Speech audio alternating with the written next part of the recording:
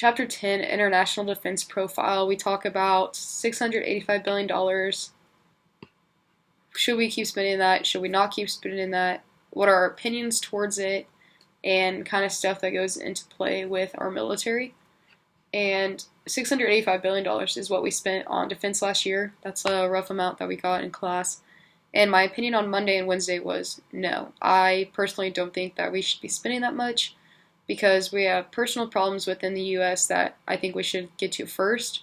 So if we lowered the budget and worked on that, then I think it would be okay. But came Friday after class, I had a new opinion and realized how important this budget really is and why we do need that money to fund the defense profile. And I'll get to that in a second. But some terms that I found was first strike. This is being ready for any attack at any time. This is really important because it's ready to be. I'd rather have us ready to go and then be safe rather than sorry. And I know with 9/11 we had no control over that. They just came and attacked us, and thousands of people lost their lives, which is really, really sad.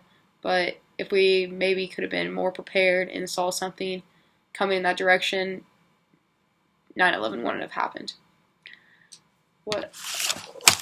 Talk about terrorism. This is violence or a threat based on ideology beliefs when other countries kind of threaten other countries. And swaggering. This is the deployment of military power by a government to enhance prestige, national pride, or the person's ambition of its ruler. So those are kind of some interesting definitions that I found within this chapter. Now going back to $685 billion and what I think we should do with it. Should we keep spending it? Yes. I do. Because after watching this video and then kind of putting my head around it, it makes total sense. The video stated whatever it takes to defend our freedom, we should put towards the defense budget, and that's 100% right. We obviously need to pay those that are going to put their lives out on the line, and that includes their education, their health.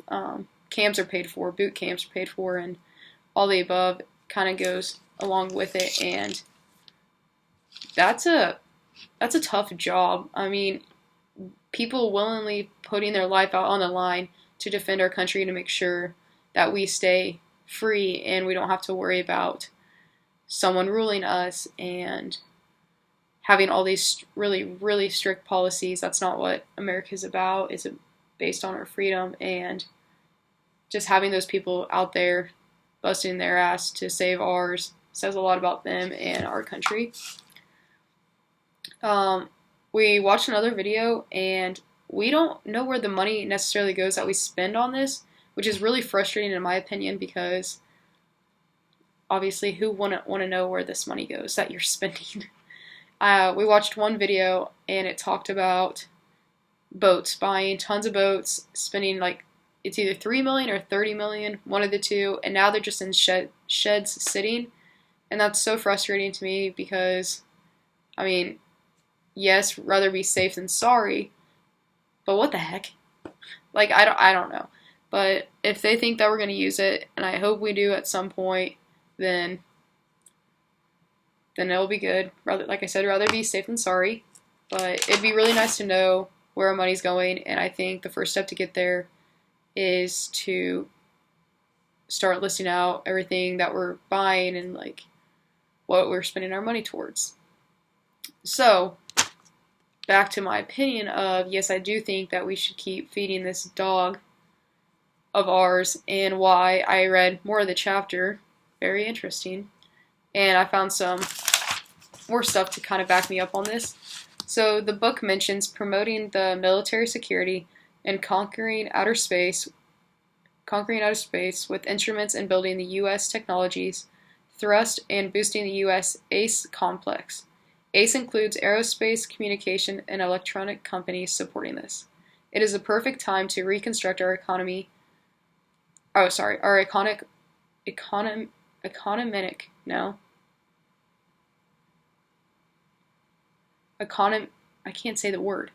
economic order. So the next round of technological investments will promote an environmentally sound, physically healthy, and politically stable society. Yes. The main part that I kind of got out of this, even though I did struggle with that word, perfect time to reconstruct our economic order. If not now, when? And that's like a huge factor. And if we keep feeding our dog with these new technologies, having that communication so we know exactly what's going on at what time, and having electronic companies back us up and support us. I mean, this is huge. We need this, and obviously we have the money to do it. And if we really want a physically healthy, politically stable society and environmentally sound, now is the time to do it. We have everything, and we're getting there, and technology is advancing. Our world is advancing like all the time. It just makes sense. Like, if not now, when? And if we don't do it now, I don't think we'll ever do it. It talked about detailed war plans and what this involves, and I think a lot of money goes towards this as well.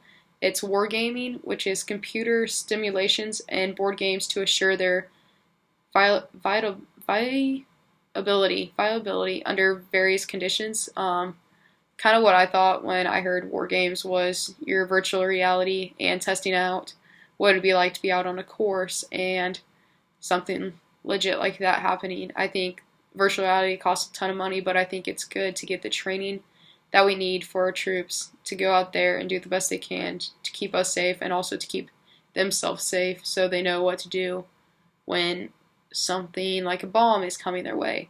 Just having the best technology and advancements possible to keep us up and going and keep us running is so important. And that kind of just goes back to perfect timing. If not now, when?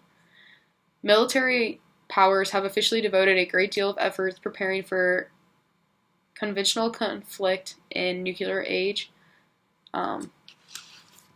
Just kind of goes back to first strike. Rather be prepared than sorry and have thousands dead. So if we have the stuff and we can use it, let's be prepared for it instead of going into a nuclear age.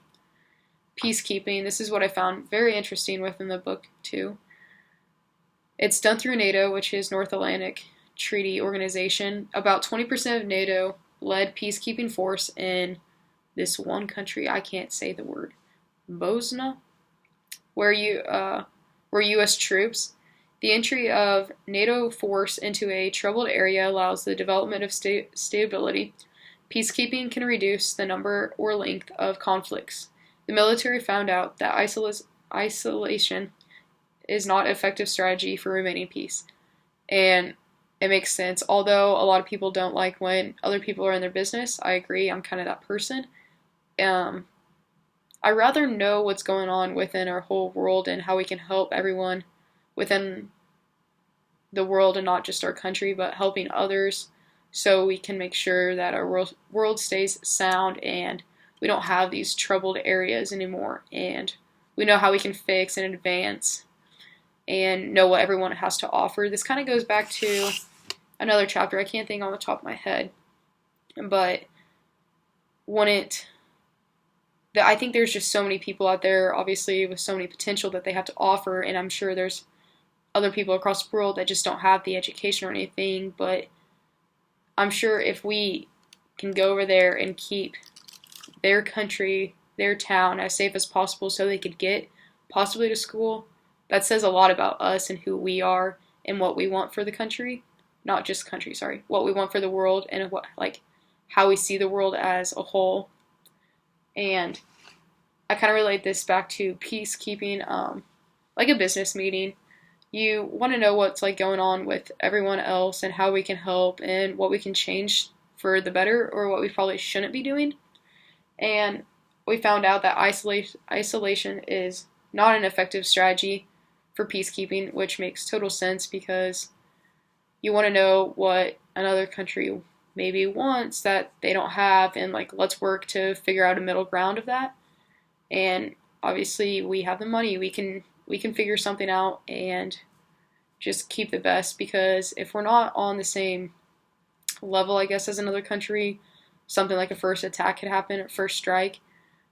And that's the last thing we need. It's always better just to be the better person of everything, even when it's really, really hard. I know it can be, personally. But I rather have our world as a safe place, having people go out there on the line knowing that they put their all for the country that they love to keep free. And hopefully, like, when they're in that position, they can also see and they understand the potential of why they're overseas and why they're placed over there for that reason, to help other people and help our United States as a whole. This was a really interesting topic. I enjoyed it, and the book actually did give a lot of great detail of why we should do this now. So, yeah.